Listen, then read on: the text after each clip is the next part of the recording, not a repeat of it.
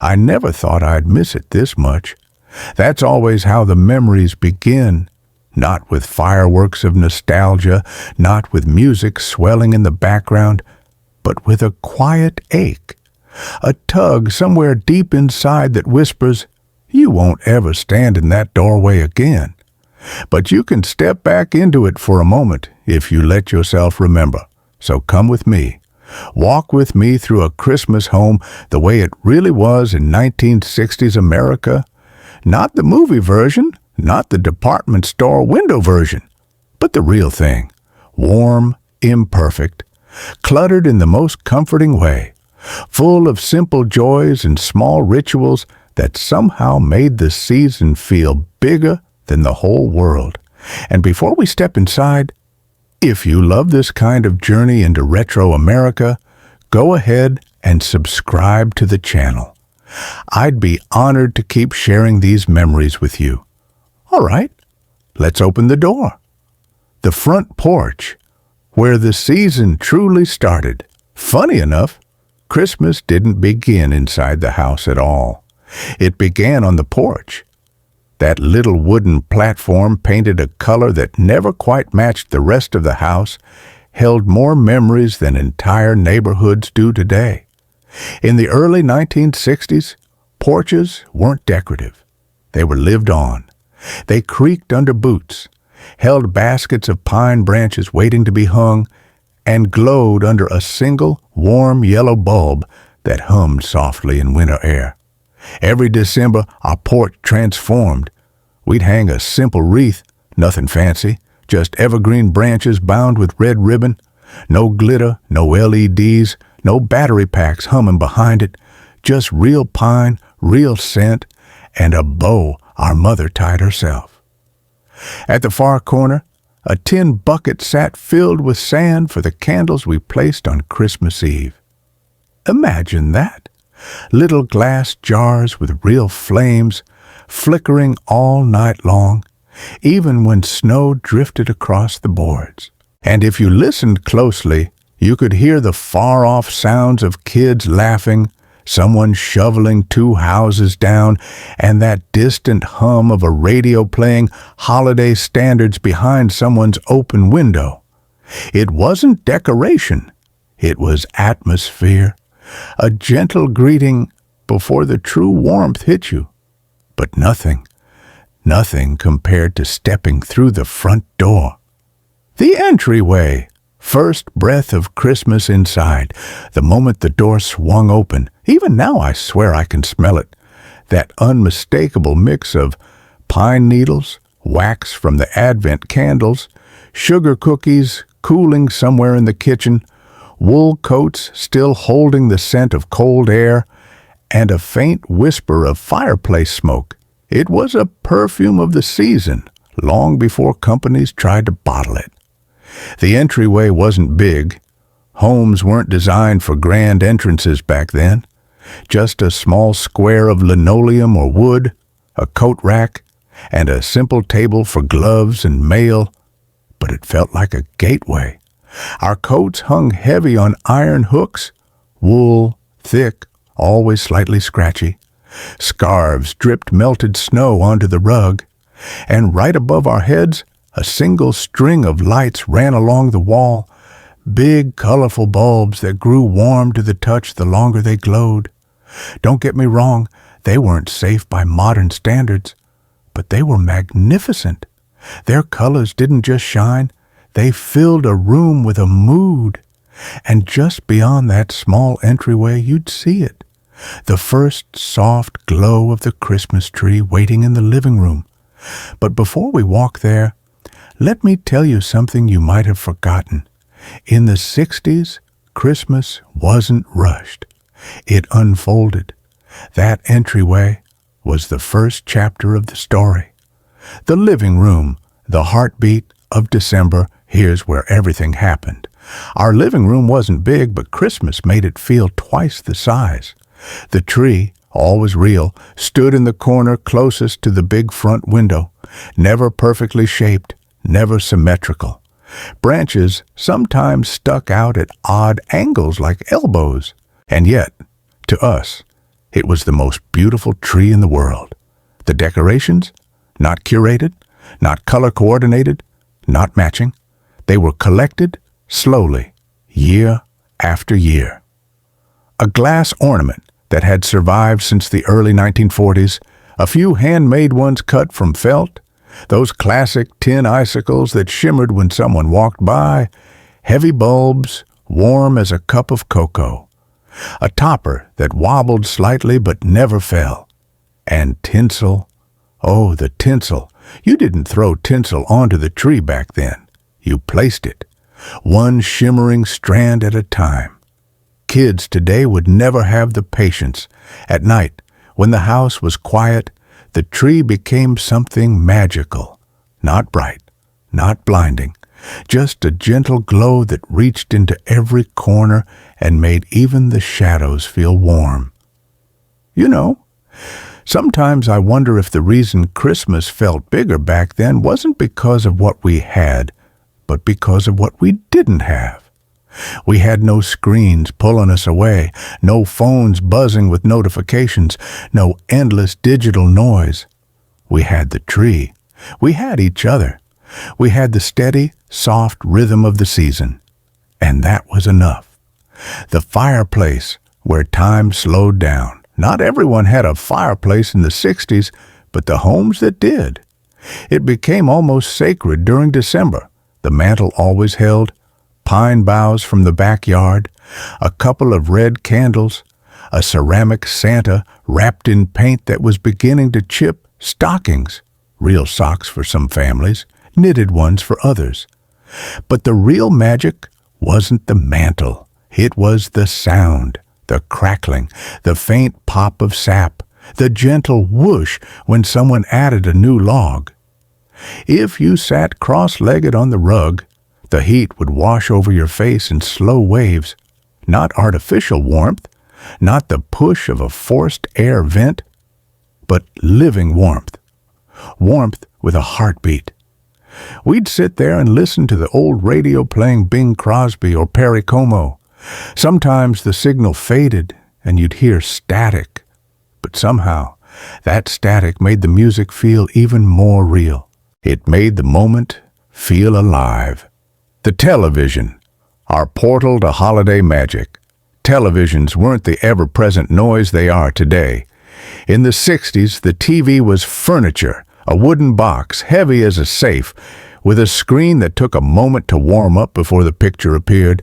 Christmas specials weren't available any time you wanted. They came once a year. Once, miss it. And you waited 12 long months. That scarcity made the night feel important. Sacred, almost. So when Rudolph, Charlie Brown, or Frosty appeared on the screen, everyone gathered. Kids sat cross-legged on the floor. Adults took the good chairs. And no one left the room until the final credits faded. Even commercials felt festive back then. The jingles, the illustrations, the warm little holiday greetings from companies that somehow felt more sincere than ads do now. Maybe they weren't, but the world around them made them feel that way.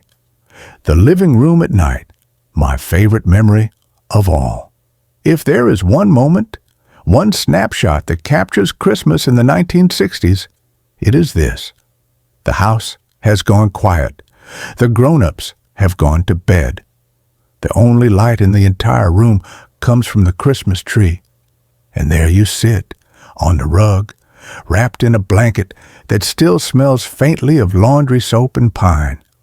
The tree glows. The bulbs hum softly. Shadows dance slowly on the ceiling.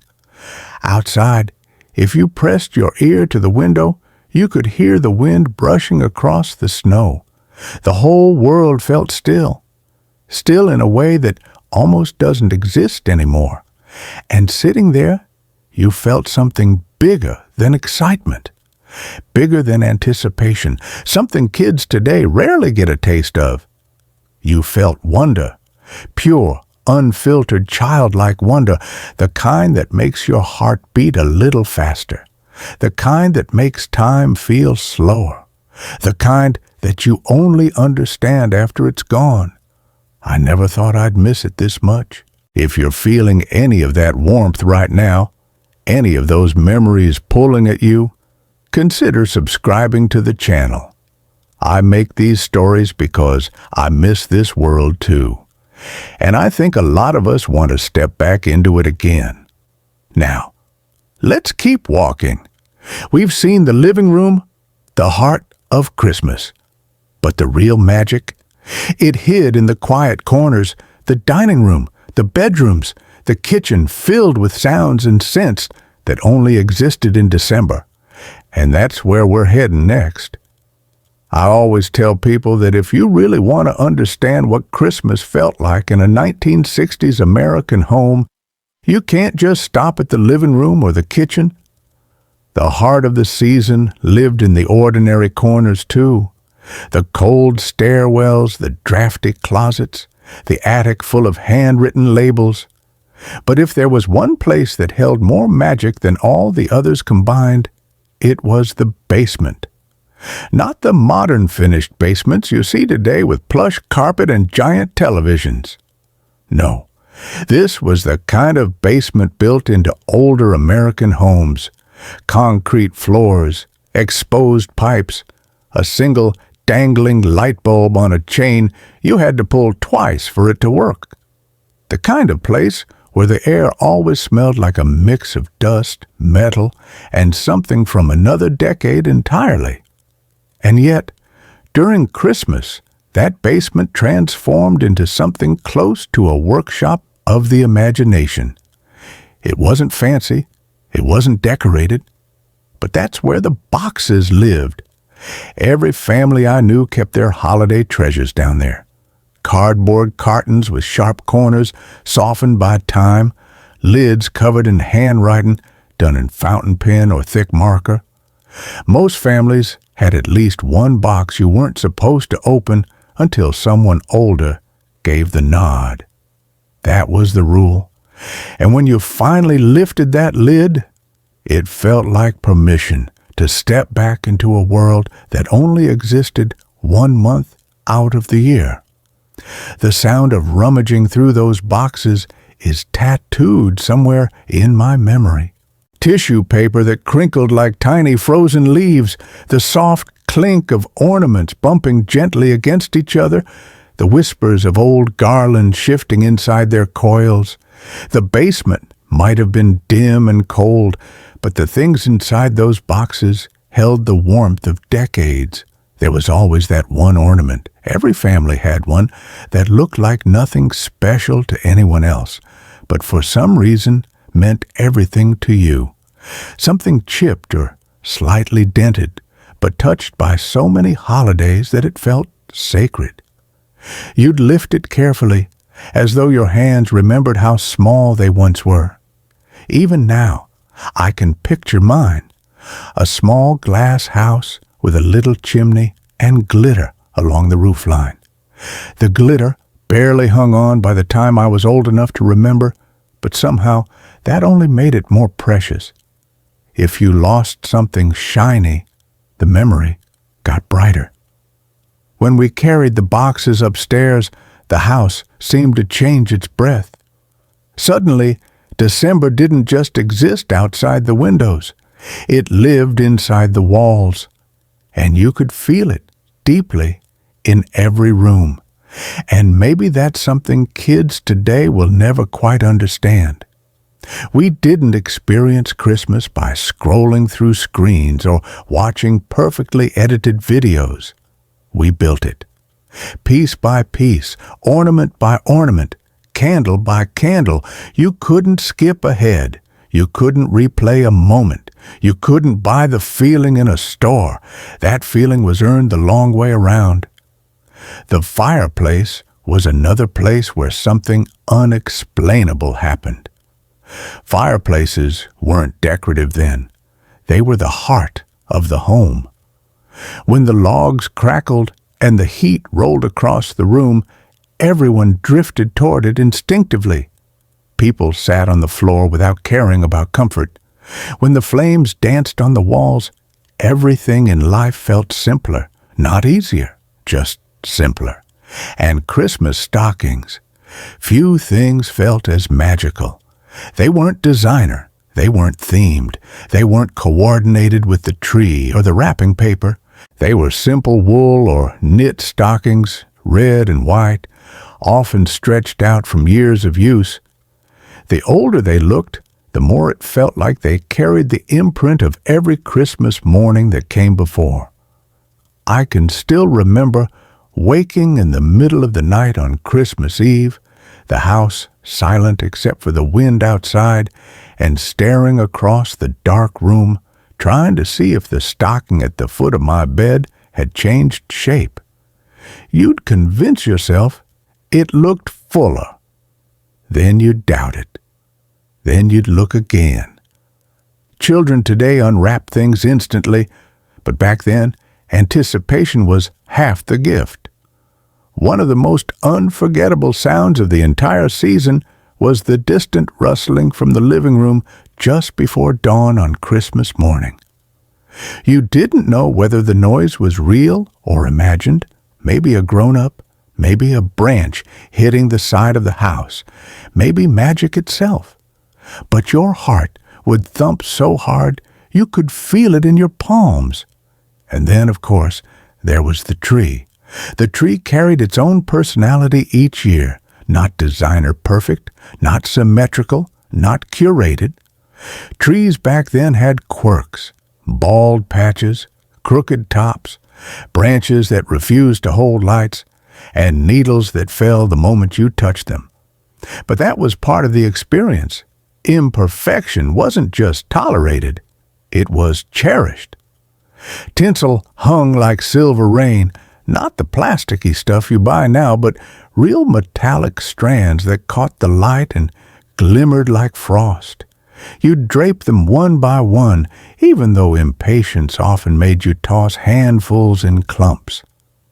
And when the room lights were off and only the tree glowed, it looked like winter itself had decided to move indoors for a while. Christmas Eve had its own rituals, too. Every family tradition slightly different, yet somehow eerily similar across neighborhoods and states. Maybe you watched a special on television, leaning forward every time the picture flickered. Maybe someone read a story aloud.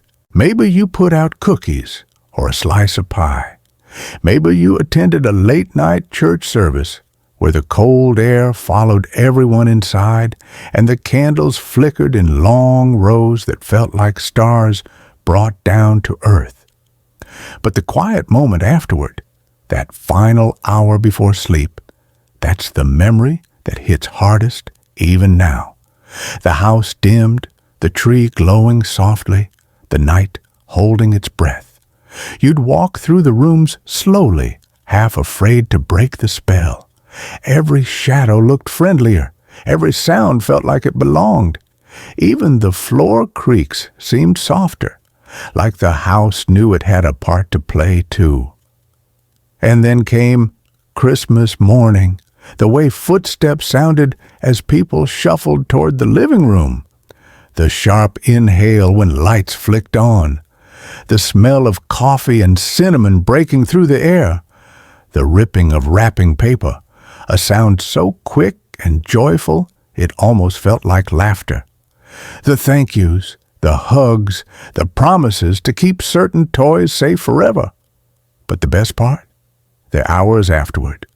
Not the gifts, not the photos, not the piles of paper. It was the togetherness, sitting on the floor with a half-opened game, trying to read instructions for something you didn't quite understand, watching grown-ups talk in that soft holiday voice they only use this time of year, snacking on leftover cookies long before lunch, feeling the warmth of the house wrap around you like a blanket. You had nowhere else to be, no other responsibilities, no countdowns, no notifications, no online anything, just the present moment, and the comfort of knowing the people around you were part of your whole world. In the days that followed, the holiday didn't disappear the way it seems to now. Decorations stayed up well into January. Trees lingered even after they dried out. Leftovers became meals for an entire week. And every night felt just a bit like Christmas Eve again. That gentle, glowing sense of belonging didn't vanish the moment the gifts were unwrapped. It seeped slowly back into the walls like a candle burning down, softly, gradually, lovingly. And that's why, now, decades later, walking through a decorated home can still bring tears to my eyes. Not from sadness, from recognition, from that moment when memory meets reality and the past rises up for just a second, reminding you of the truth. Christmas wasn't perfect back then, but it was full. It was human. It was shared. And it was real. Sometimes I look around today and wonder when we traded all of that. The warmth, the slowness, the anticipation for speed and convenience. When we stopped believing that little rituals mattered. When we stopped giving ourselves permission to savor the season instead of racing through it. Maybe that's why I tell these stories now. Not because I want the past back. It had its flaws, trust me, but because the pieces that mattered most don't belong to any one decade. They belong to us. To anyone who's ever felt the gentle ache of nostalgia in their chest when December arrives. And maybe, if we're lucky, sharing these memories will remind someone to slow down, to notice the small things again, to sit by the fireplace a little longer, to hang ornaments one at a time, to breathe in the pine scent of a real tree, to write a card by hand, to gather in the kitchen just because it's warm and smells like something good. I think that's how the spirit of Christmas survives, not through what we buy or how perfect our decorations look, but through the moments we choose to linger in.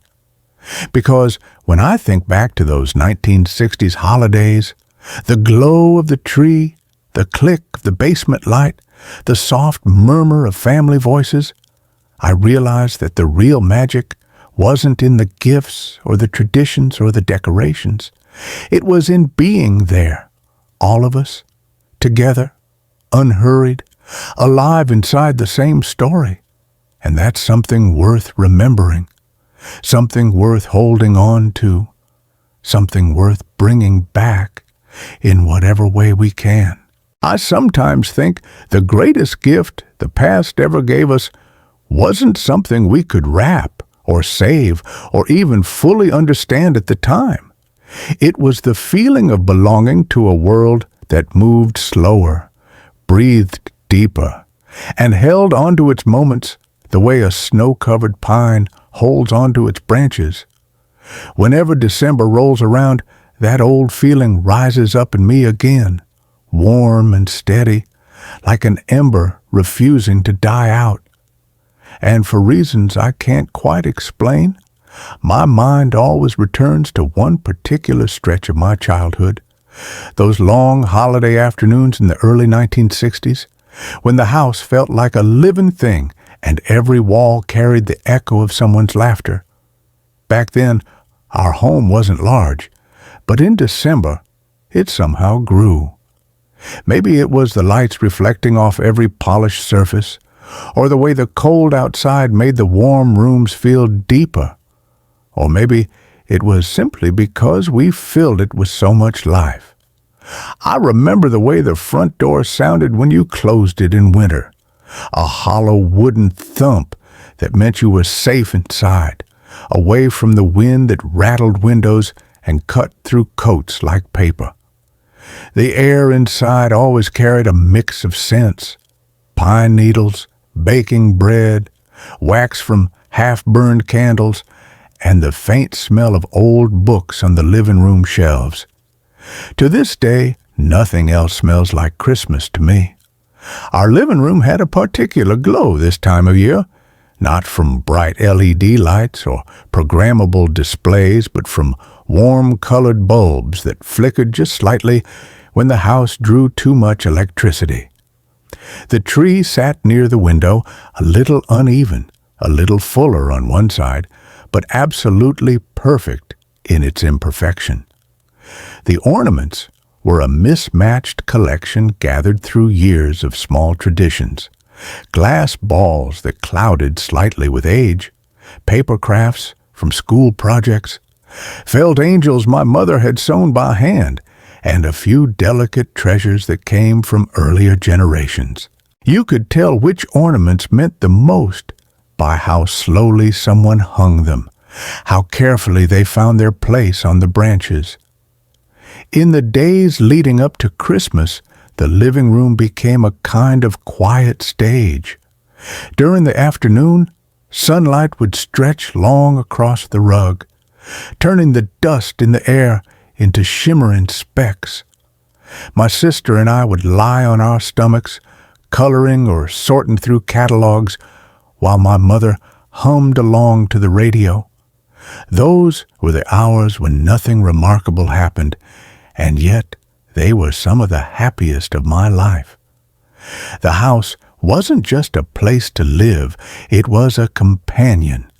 It creaked when it settled, sighed when the wind blew against its siding, and seemed to whisper stories from the people who had walked its floors long before we did. But the real magic always happened in the evenings. Once the sun set, everything softened. The lamps glowed like distant stars. The tree lights shimmered in little reflections on the window glass, and the fireplace cast a golden tremble across the ceiling. My father would sit in his chair reading the paper, though half the time he wasn't really reading, just enjoying the quiet. My mother would fuss in the kitchen, baking something that filled the house with sweetness. My sister would doodle quietly, humming along to the Christmas music drifting from the radio. And I would sit near the tree, looking at the ornaments and imagining each one as a window into another story. Years later, I realized that these scenes stayed with me because they were the closest thing to peace I've ever known. I remember one night especially well. Snow had been falling since late afternoon, and by evening, the whole neighborhood was tucked under a thick white blanket. Streetlights created halos in the darkness, making the snowflakes glow as they drifted down. The house was warm, the fire steady, and the quiet so deep you could hear the faint ticking of the mantel clock between songs on the radio. My mother stepped into the living room carrying a plate of gingerbread men that steamed in the air. She looked at all of us, my father reading, my sister humming, me staring at the tree, and she smiled in a way that told me she was storing that moment somewhere private, somewhere she hoped time wouldn't touch. As children, we never realized when we were being given memories that would carry us through our whole lives. The house itself had its own little rituals too. The hallway, narrow and dim, became a gallery of shadows when the tree light spilled across the floor. The kitchen, always bustling, grew even busier in winter. Pots simmered, cookies cooled, and the old refrigerator hummed louder than usual under the strain of leftover pies and holiday dishes. The windows fogged from the warmth inside, and someone would draw little patterns with a fingertip on the glass, watching them fade, only to draw them again. The back door squeaked when opened, letting in a sharp gust of cold air that made everyone nearby shiver and laugh, even if they'd heard that same squeak for years.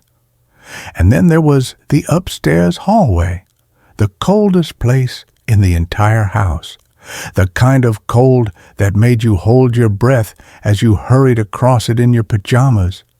But even that chill became part of the season. It made jumping under the blankets more satisfying, made every quilt feel like a treasure, made the warm downstairs glow feel all the more precious. My sister and I would sometimes stand at the top of the stairs, listening to the soft murmur of our parents talking in the living room, knowing we were supposed to be asleep but unable to resist those last moments of quiet holiday comfort. And Christmas morning, it arrived not with noise, but with stillness. The world outside felt paused, as if the snow itself were holding its breath. The house stirred slowly, a whisper of movement in the hallway, the faint creak of a door, the soft thump of feet hurrying down the stairs. The living room would be dim except for the glowing tree, and the presents beneath it seemed to shine brighter before anyone touched them. There was always a moment, a tiny, fragile moment, when everything felt suspended in wonder. No one spoke. No one moved. We just stood there, wrapped in warmth and disbelief that the day had finally come. Those moments don't return, at least not in the same way, but they leave something behind. Over the years, I've realized that the true magic of those holidays wasn't in the gifts or the meals or even the traditions themselves. It was in the way the world seemed to slow down, in the way people looked at each other with a little more kindness, in the way families gathered not for entertainment, but for presents, in the way small things, a crooked tree, a chipped ornament, a slightly burnt cookie, became symbols of love instead of imperfections. Sometimes, late at night, when the house is quiet and the world outside feels too fast, I close my eyes and try to walk through that old home again. I picture the living room glowing in the half-light. I smell pine needles on the rug. I hear the faint crackle of the fireplace. I see my sister curled up on the couch, my mother setting down a plate of something warm, my father humming along to a song he didn't fully know the words to. I see myself, small and hopeful, sitting near the tree with wide-eyed wonder, and for a moment, just a moment, it feels like I'm home again.